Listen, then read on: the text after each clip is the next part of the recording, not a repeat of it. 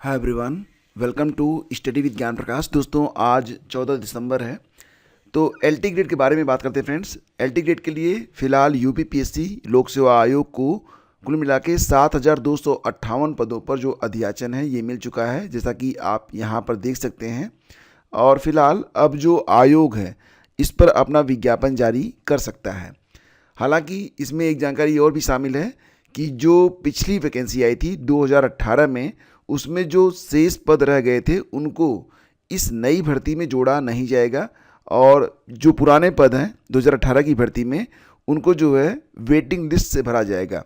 हालांकि जैसा कि आप लोग जानते हैं कि जो तीसरी वेटिंग लिस्ट जारी होगी, अभी ये कब जारी होगी इसके बारे में कुछ भी जानकारी उपलब्ध नहीं है, क्योंकि अभी तक जो सेकंड वेटिंग लिस्ट जारी हुई थी, द्वितीय अवशेष श्रेष्ठता सूची जो जारी की गई थी, तो उसमें जो लोग चयनित हुए, फिलहाल शिक्षा विभाग ने अब तक उनको नियुक्ति भी प्रदान नहीं की है। बड़ी संख्या में जो अभ्यर्थी हैं वो तीसरी वेटिंग लिस्ट का इंतज़ार कर रहे हैं, क्योंकि कई विषयों में एलटी ग्रेड शिक्षक के पद अब भी खाली पड़े हैं। देखा जाए तो सामाजिक विज्ञान में 185 पद हैं, जिसमें से 68 पद अभी खाली हैं। कला विषय के 147 पद खाली हैं। हिंदी विषय में 255, अंग्रेजी में 39, जीव विज्ञान में 19 पद खाली पड़े हुए हैं। तो ऐसी कंडीशन में फ़िलहाल जानकारी ये मिल रही है, प्रतियोगी छात्र मोर्चा के अध्यक्ष विकी खान ने, उन्होंने बताया कि जो नए अध्याचन प्राप्त हुए हैं लोक सेवा आयोग को, 7,258 पद उसमें शामिल हैं। तो इनमें जो है फ़िलहाल देखा जाए तो विज्ञापन वर्ष 2018 के रिक्त पद शामिल नहीं है। कहा यह जा रहा है कि अगर आयोग तीसरी अवशेष श्रेष्ठता सूची को जारी कर दे जल्दी, तो पुरानी भर्ती में चयनित अभ्यर्थी नई भर्ती में दावेदारी नहीं करेंगे, और जो यहाँ पर कंपटीशन होगा थोड़ा सा हल्का जरूर हो जाएगा। फिलहाल फ्रेंड्स, सारी जानकारी यहाँ पर मिल रही है, लेकिन अभी तक आयोग ने ऑफिशियल तरीके से ये बात नहीं बताई है कि एलटी ग्रेड 2025 की भर्ती में क्या 2 चरण की परीक्षा होगी या फिर केवल एक ही चरण में, जैसे कि 2018 में परीक्षा करवाई गई। जैसा कि फ्रेंड्स आप लोग जानते हैं, अब से लगभग मई में ये न्यूज आई थी, आप देख सकते हैं, यह 7 मई 2024 की न्यूज है, जिसमें कहा गया था कि 2 चरणों की परीक्षा से होगी एलटी ग्रेड भर्ती की तैयारी। यानी कि सोशल मीडिया में इस बात के लिए काफ़ी जो है चर्चा चल रही थी, और अभी भी हो रही है कि एलटी ग्रेड में प्री और मेंस होगा या फिर केवल पुराने पैटर्न की तरह एक परीक्षा के माध्यम से ही चयन कर लिया जाएगा। तो फ्रेंड्स, ये जो खबर है ये काफ़ी पुरानी न्यूज़ है, लेकिन मैं इसको आपको अपने टेलीग्राम चैनल पर शेयर कर दूंगा, वहाँ से जाकर आप इसे पढ़ पाएंगे। सार संक्षेप में आपको ये बताना चाहूँगा कि भले ही अखबारों में, सोशल मीडिया में इस बात की चर्चाएं हुई हों कि एलटी ग्रेड में प्री और मेंस परीक्षा करवाई जाएगी, और ये भी कहा गया था कि आयोग जो है वो अपना पैटर्न बदल रहा है, लेकिन यहाँ पर फ्रेंड्स फिलहाल जो जानकारी मिल रही है उसके मुताबिक अभी जो एलटी ग्रेड की परीक्षा है उसमें प्री और मेंस के बारे में आयोग ने एक बार भी जिक्र नहीं किया है। और ऐसी कंडीशन में मैं आप लोगों से यही कहना चाहूँगा कि आप लोग अगर एलटी ग्रेड की तैयारी में लग रहे हैं, तो जब तक आयोग की ओर से कोई भी ऑफिशियल नोटिफिकेशन नहीं आता है, कोई डिक्लेरेशन नहीं आता है, तब तक आप लोग जो पुराना पैटर्न है उसी पर चलें। और मुझे पूरी उम्मीद है कि इस बार भी ये परीक्षा पुराने पैटर्न पर ही कराई जाएगी। रही बात है कि पुराना पैटर्न क्या है, तो मैं आपको बता देता हूँ कि जो पुराना पैटर्न था उसमें एक लेवल की 1 दिन की परीक्षा करवाई गई थी, और इसमें कुल मिला के देखा जाए तो 150 प्रश्न जो कि ऑब्जेक्टिव टाइप थे, ये आपसे पूछे गए थे। 2 घंटे का आपको समय मिला था, और इसमें जो मैक्सिमम मार्क था वो भी 150 ही था। ठीक है, तो यहाँ पर जो आपके 30 प्रश्न हैं ये जनरल स्टडीज़ से हैं, और बाकी जो 120 प्रश्न होते हैं ये आपके विषय से होते थे। रही बात ये कि जो जनरल स्टडीज़ है उसमें आपको क्या क्या पढ़ना पड़ेगा, तो बिल्कुल सेम पैटर्न है जो कि आरओ और यूपीपीसीएस का है, और इसमें भी करंट का वेटेज काफ़ी ज़्यादा रहता है। तो इस तरीके से आप अपनी अपनी जो तैयारी है उसको आगे बढ़ाएं, क्योंकि अभी तक यूपीपीएससी ने एग्ज़ाम पैटर्न चेंज करने, यानी कि प्री और मेंस कराने के बारे में कोई जानकारी उपलब्ध नहीं कराई है। तो उम्मीद बन रही है कि जो परीक्षा होगी फ़िलहाल ये पुराने पैटर्न पर ही कराई जाएगी, और फिलहाल जो यहाँ पर आपको जो जानकारी मिल रही है उसके मुताबिक आपको जो अपनी तैयारी करनी है वो इसी पैटर्न पर करनी है। तो जैसा कि आप लोगों ने यहाँ पर देखा कि एलटी ग्रेड शिक्षक की नई भर्ती में शामिल नहीं होंगे पुराने पद। तो फिलहाल अभी जो पदों की संख्या है 7,258 है। इसके पहले मई में बताया जा रहा था कि 6,000 पदों पर अध्याचन प्राप्त हुआ है। अभी फ्रेंड्स इसका जो विज्ञापन जारी होगा, जानकारी मिल रही है कि जनवरी के बाद ही जारी होगा। तो तब तक हो सकता है कि पदों की संख्या जो यहाँ पर अभी 7200 के आसपास दिख रही है, ये हो सकता है कि 8000 9000 के पार भी जा सकती है, क्योंकि बहुत सारे पद अभी रिक्त भी पड़े हुए हैं। और पिछली बार ये हुआ था कि बहुत सारे अभ्यर्थी जो कि कट ऑफ क्लियर नहीं कर पाए थे। ध्यान से सुनना मेरी बात, 2018 की भर्ती में बहुत सारे पद तो इस वजह से खाली रह गए थे क्योंकि अभ्यर्थी जो थे वो कट ऑफ क्लियर नहीं कर पाए थे, जो कट ऑफ यूपीपीएससी ने लगाया था। तो वो सारे पद तो इस भर्ती में जोड़े ही जाएंगे। तो फिलहाल अभी भले ही अध्याचन नहीं भेजा गया हो, लेकिन पद जुड़ सकते हैं, क्योंकि उस पर उनको अवशेष सूची जारी करने के लिए अभ्यर्थी मिलेंगे ही नहीं। तो फिर उन पदों को भरेंगे कैसे वो, क्योंकि अभ्यर्थी जो है वो कट ऑफ के बिलो हैं, कट ऑफ के ऊपर रहते तभी तो वो वेटिंग लिस्ट में आते। तो सारी बातें इस ओर संकेत कर रही हैं कि आपकी जो भर्ती होगी अभी इसमें आपके पास 4 से 5 महीने का समय है।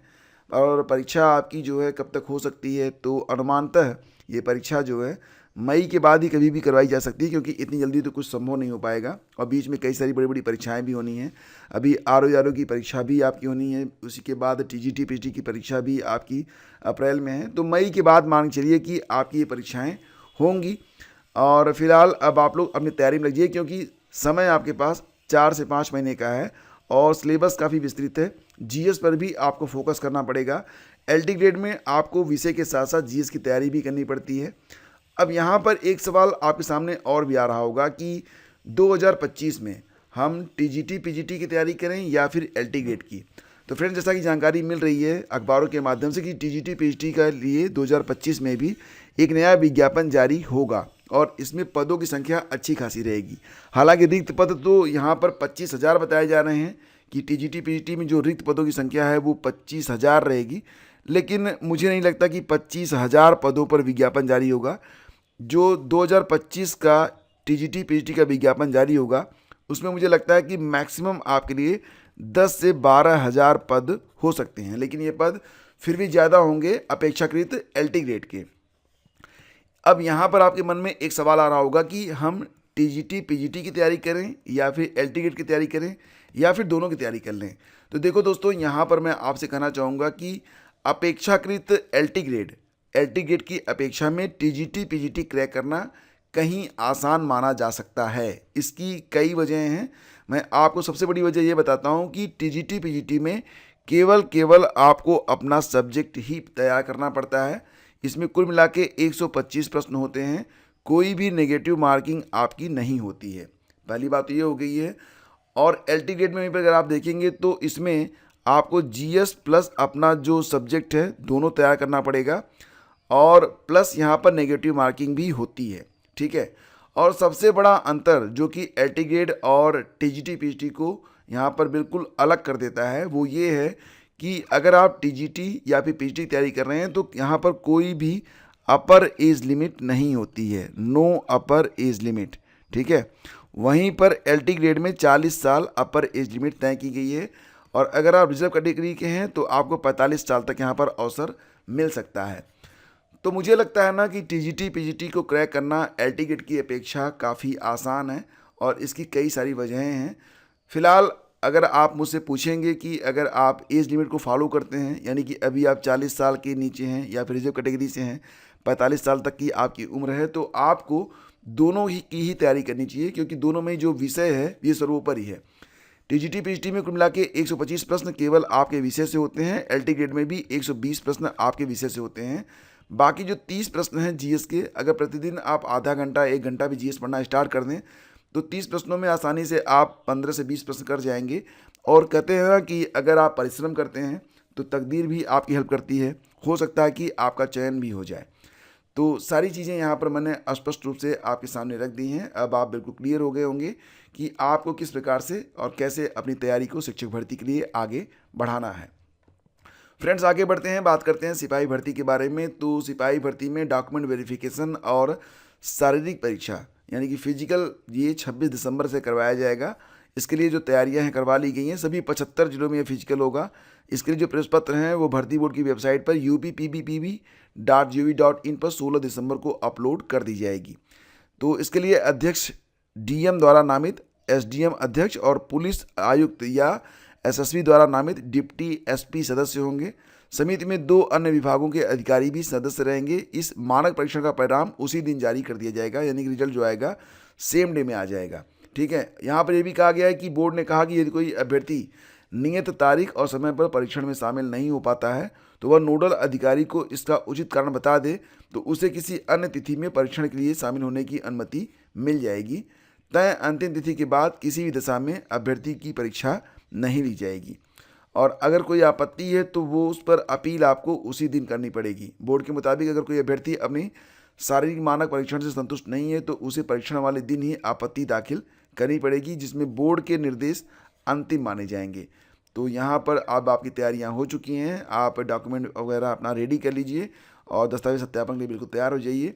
और अब सभी को बेस्ट ऑफ लक जो कि इस परीक्षा में शामिल हो रहे हैं। यहाँ पर एक हेल्पलाइन नंबर भी जारी की गई है कि अगर किसी को कोई दिक्कत हो रही है तो अभ्यर्थी जो हैं वो 8867786192 पर जो है कॉल करके जानकारी उपलब्ध जो है वो उसको प्राप्त कर सकते हैं। और देखो यूपी ट्रिपल एससी के बारे में न्यूज़ है कि यूपी ट्रिपल एससी के लिए जो अध्यक्ष हैं उनकी नियुक्ति जल्दी कर दी जाएगी। और जो अध्यक्ष थे तत्कालीन अध्यक्ष प्रवीण कुमार, उन्होंने जून में इस्तीफा दे दिया था।